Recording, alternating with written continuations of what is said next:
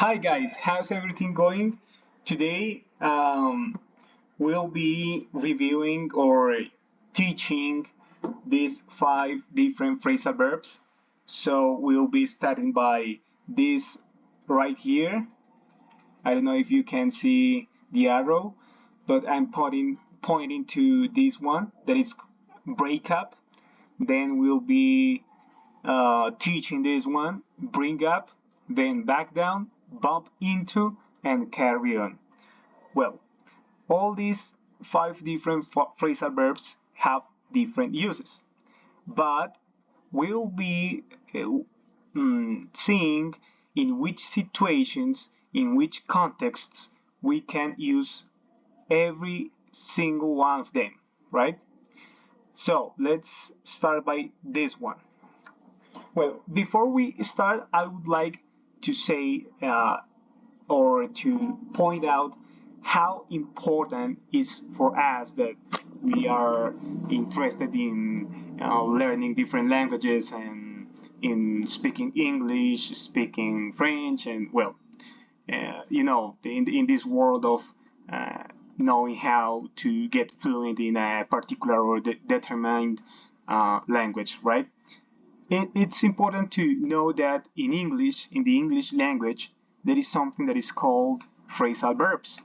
And well, these are words that have many different meanings, and we gotta be very, very careful when we use one or another. So that's why we are here studying this series of videos called phrasal verbs, how to use them.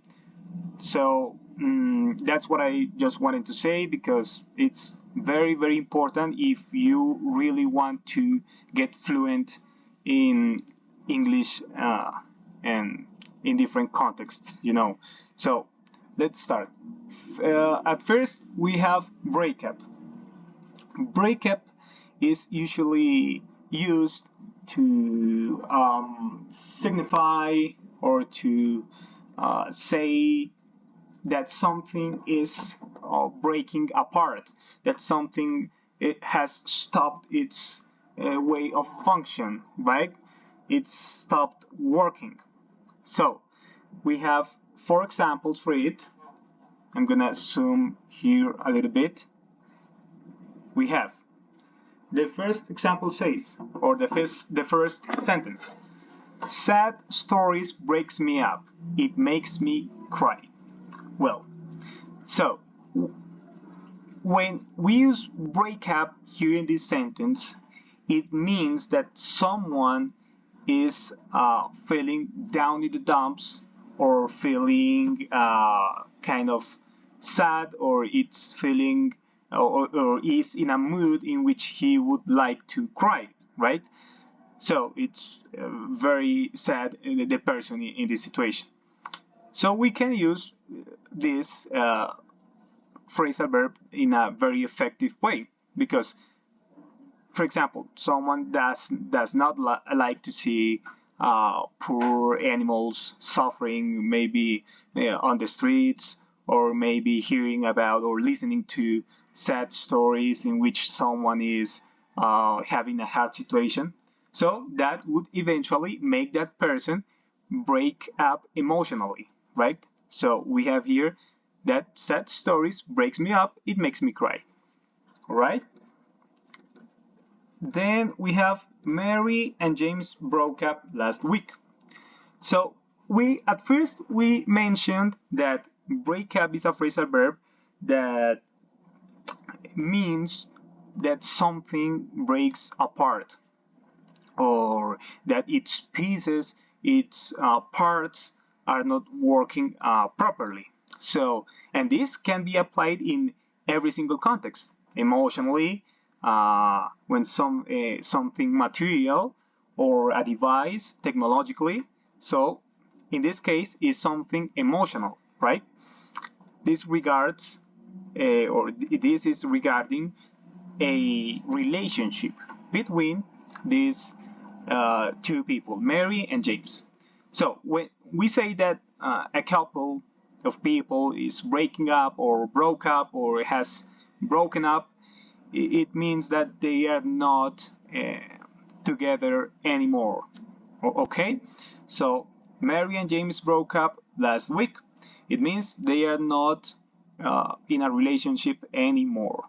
Okay, now we have all marriage breakups are traumatic. Traumatic. Well, as I said before, breakup in a emotionally or in an emotional context means that that relationship specifically or in particular is not working anymore. That these two people are not in the relationship no more. Okay, so of course, if a breakup means that it it tends to be traumatic. So when we say or when we point out that breakups, how they are perceived in a marriage, obviously they are all traumatic because let's get into account that people when people get married, they are impure or impure love. It means they've been together for a long time. So breaking up, surely it's not something that soft to perceive or to cope on. Okay. Then we have a neighbor asked for the music to be turned a little down, and the party broke up. As we've seen in this one, in this second example, and the third one, we've been making reference or referring to breakup as a phrasal verb that can be used in an emotional context, but it can also be used in a context in which an action, a situation, and a specific action that someone's doing is stopped. Okay, but that it's not continuing in its proper way. So it is the case of a party, of course, because if there is no music, surely that party is not going anymore on. So in this case, a neighbor, so a random person in the neighborhood asked for the music to be turned a little down because she or he was completely annoyed by the music. I don't know, we don't know if that was late at night or, well, sometimes it happens. So that neighbor asked for that, and eventually it breaks down a party, right? So that's it for sorry here that's it for breakup. Okay, now we have bring up, another phrasal verb, very useful. It's quite common and we can use it in a daily basis in a random conversation with someone, of course taking into account the context in which we are going to use it, right? So we have here this first example, and I really would like to point out the importance of this verb right here, because it is called a modal verb, and we will be watching a little bit more about it, but in the next videos. Okay, well, as I said before, we'll be watching a little bit more about it, the importance of it, how to use it, when to use it, because this modal verb is quite important to know how to use it, to know what it means in different contexts, when to use it. Okay, I really wouldn't like to be repetitive about it, but it's very important, okay, if you really want to get fluent at English language. Okay, so let's get to the point. This first example says may you bring up the list of course for today again? Sorry, I made a mistake right here because here goes an S. Sorry, but well, does not matter. Let me see if I can write it right here. Well, let me just clarify that here is not core but course, okay? Referring to the daily course and tasks that someone may do, okay? So, may you bring up the list of course for today again? Here we are referring to bring up as the meaning of bringing something to the person that is asking for it. So, for example, it can be something material in this case because it's a list of something, a list of course for that day in particular, okay? So when that person says bring up, is referring to the action of bringing that material thing to the other person, okay? To handing that list to the other, handing that paper to the other person that is asking for it, okay? So, but we'll be seeing that it's not only used to material things. It can be used also to different topics, abstract ideas, and in general topics, matters of discussion, okay? So we have here, I need to bring up more resources. The same as this first example, because it's something material, but maybe this word resources, let's remember that this can be referring to something that it's not necessarily material.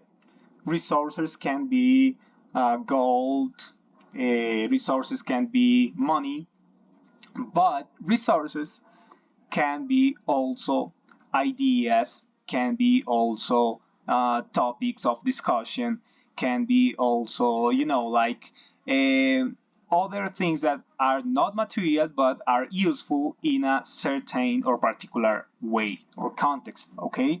So in this case, I am requesting to someone else to bring up to me more resources, more things, more useful things, okay? More useful things, I don't know, maybe to do a homework, to do a task, to do a business document, well, we don't know, but to do something, okay? Now we have, why did you have to bring up the subject of politics? Well, here I have to clarify that the person maybe that saying this sentence, that's pointed out that why did you have to bring up the subject of politics, is someone who's not into politics, right? Because it's someone who seems to be kind of annoyed to in terms of talking about politics or politicians, right? So here I really like this example because we can see that it refers something that is not material, that it refers to something that is abstract, an idea, okay? So that's the importance of knowing how to use the different phrasal verbs in different contexts, right? We've seen that it can be used in material things and also in abstract or topics or ideas, okay? Why did you have to bring up the subject of politics? Finally, we have, you didn't want to bring up the matter to him last weekend. The same as here. The only thing that changes is that it's not about politics. It's about another idea, another abstract topic, right? But the context between the people that is talking is completely different because they are talking about uh, about maybe some friends or in a relationship, a couple, in which some of them does not like to talk about a certain topic, but the other person maybe brought that up, right? Well, in this case, is the opposite.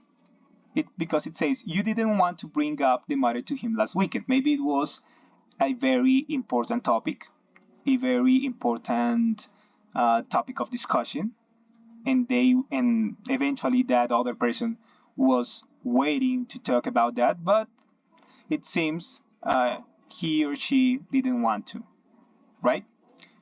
So, well, that is for bring up, okay? Then we have back down. Back down.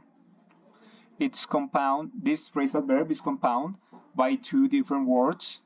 One that is back, we know that it's a part of the body, and down, that's an indicator of position, right? Or location, right? Like something related to spatial, to the space, right? Like up and down, to the right or to the left, okay? But when we place these two words together, we get a phrasal verb. We'll see what it means. So, we have here the first example. I will never back down. So, it means when someone maybe is having trouble or is having a hard situation in carrying on with or continuing or keeping up with a certain activity, right? Maybe at work, maybe with some specific career, academically, or maybe with a problem in his or her family. But that person is not backing down, is not, like stopping, trying to get better in a get to enhance that situation, okay? So it means like to not stop, okay?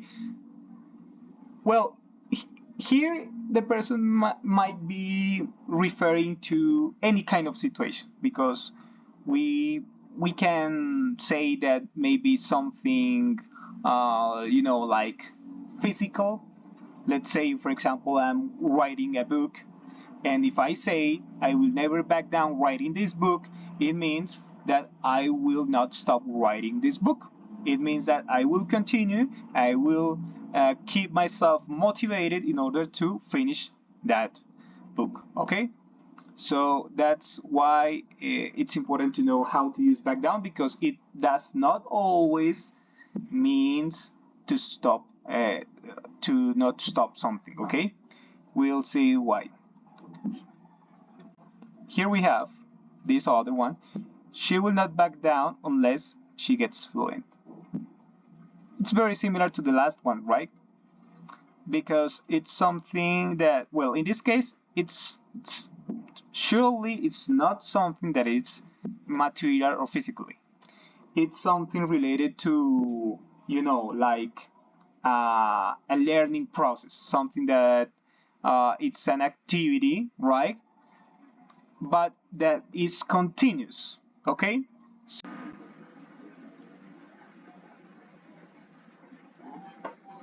Well, I really like this example right here, because it is referring to something different than what we saw here in these two examples of here, okay? It's very different. So I'm gonna circle it with a different color, okay? With a blue color. So it says, the walk back down seems much shorter than what it appeared to be. So in this case, it refers to something different, because we are referring to or indicating that that a way, that a route is shorter than what these people thought, okay? So it's something material, it's something physical, it's not an idea, it's not an activity in this case. It's something referring to a way, okay? So let's put this in different terms. Let's say, for example, I have to go to school, right? To a new school, okay? To a new university, better. So, but I saw on the internet that this university is located 2 miles away from my house, and so I have the idea that getting to that university, to that place, is quite hard and difficult for me because maybe I do not have the way to get there in a fast way. I do not have a motorcycle. There is no public transportation, so maybe I will have to walk to there, right? But once I walk to that location, I I notice I see that it didn't it was not that long. Okay, so maybe I was there in, I don't know, in a couple of, just maybe in 30 minutes, I don't know. So it didn't take me as much as I thought it would be. Okay, then we have the last one here. Protesters show no sign at all of backing down. It refers to the same of uh, the second example here, that's referring to an activity. So we have the same example, okay? It refers, or it's indicating that some person or a group of people is not backing down. They are not stopping. They will not stop doing something, okay? In this case, protesters. They are protesters. They are maybe on the streets.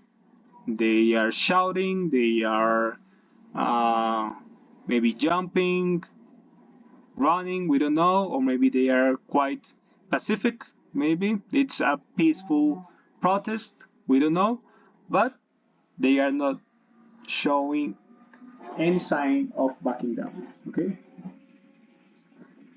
okay, now we have bump into. I really like this phrasal verb because it's quite useful. We use it in Spanish, well, it means in Spanish like encontrarse con alguien, okay? So, but in English, a way to explain it, it's when you are walking on the street and you all of a sudden you see someone that maybe you know from the past, you know, you greeted or not, but you met that person, okay? So that is bump into. But why we say bump into and not meeting with that person? Because bump into has a meaning in which the context is sudden. Okay, the situation happens all of a sudden. Okay, so you were not waiting for that moment. It's something that you were not expecting. Okay, so we have, I bumped into an old high school friend on my way to the office this afternoon. We have, then they bumped into each other in the park yesterday. Then we have, I bumped into a good friend this morning. And here we have, wherever I go, I seem to always bump into that lady. As we see here, well, I read all of them fast because they all refer to the same situation, okay? There is no need to explain them one by one because it's clear that it's referring to the way you see someone, you meet someone, but you were not waiting for that moment, okay? It happened all of the sudden, okay? You were not expecting that, all right? So now we are finishing this video with the phrasal verb carry on. And this is a very easy to use phrasal verb because it means to continue a specific action, okay? To stay doing something, right? It has many other different meanings, but as all of them, because for example, back down and bring up, break up, we can use it in very advanced, more advanced ways to sound more, in order to sound more fluent, more native. Sorry. But here I would like to point out that it's just to clarify which is the basic meaning of them, okay? Just like the basic stuff to know. So, we are talking about carry on. First of all, we have carry on with your work while I'm out, and carry on the good work learning languages. Thirdly, we have carry on till you get to the island, and carry on reading and writing in English. So, in the last one, we see an activity. In the third one, we see like an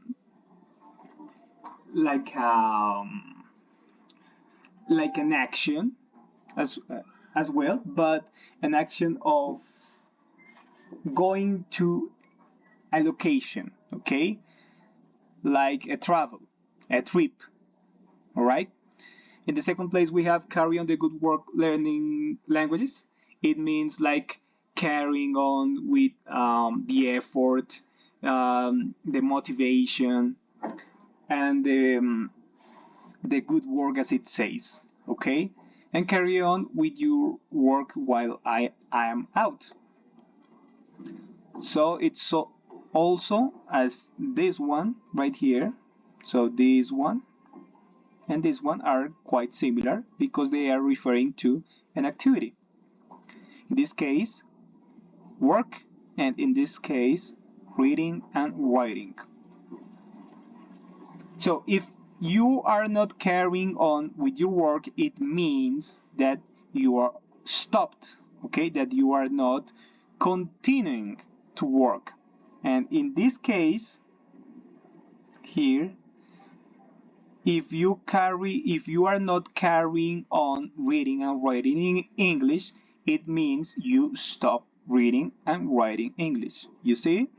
So it's quite easy, the basic meaning of it, but if we know or learn how to use it properly, it's quite useful, okay? So that's it, guys. I just want to say that, as I always say, that I'm not like the best teacher, you know, but I really like to bring you up, just like here, this phrasal verb. I really like to bring you good topics and new material, new ways of to explain things. So that's what I really like to do, to help people understand different topics. But yeah, that's it. I hope really this was helpful for you to understand these phrasal verbs, to start using them. So that's it. Have a great day, guys.